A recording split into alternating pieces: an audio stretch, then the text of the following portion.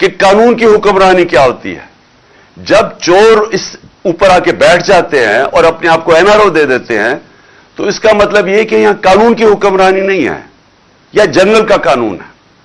और हम ये कहना चाहते हैं कि हमारी जो इंसाफ की तहरीक 26 साल पहले शुरू हुई थी, उसका सबसे बड़ा मकसद यह था कि ना पाकिस्तान में जमहूरियत हकीकी आ सकती है, ना हकीकी आजादी आ सकती है, क्योंकि हकीकी जमहूरियत इंसान को आजाद करती है।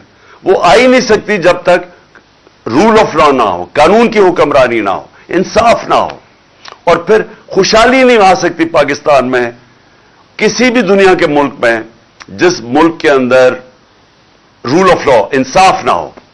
और सारी दुनिया में मैंने आपको बताया भी था कि जितने भी मुल्क सारे खुशहाल हैं, वो सारे मुल्कों में 90% से ज्यादा रूल ऑफ लॉ है, यानी कानून की हुक्मरानी है। और जो सारे गरीब मुल्क हैं, उनके अंदर 10% से भी कम कानून की हुक्मरानी है।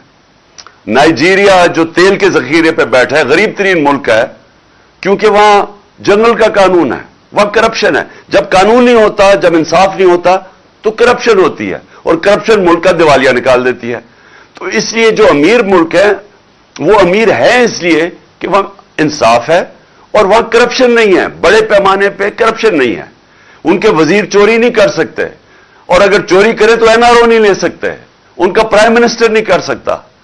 तो जब पैनामा का जो इंकशाफ हुआ था, तो जिधर जिधर बाहर के मगरबी जमहूरियत के अंदर जिन लोगों के नाम आए थे, वो सब या वो जेल में गए थे, या उनको उन्होंने इस्तीफा दिया था, या वो खत्म हो गए थे, कौम ने उनको मुस्तरद कर दिया था। तो हम अमर बिल मारूफ पे चल रहे हैं, इन चोरों के खिलाफ हम कानून की हुक्मरानी डिमांड कर रहे हैं, कि हम ये चाहते हैं कि इस मुल्क में इंसाफ हो, कि ये ना हो कि सिर्फ छोटा चोर जेल में जाए और ये बड़े बड़े डाकू आके आज असेंबलियों में बैठे और अपने केसेस माफ करवाएं।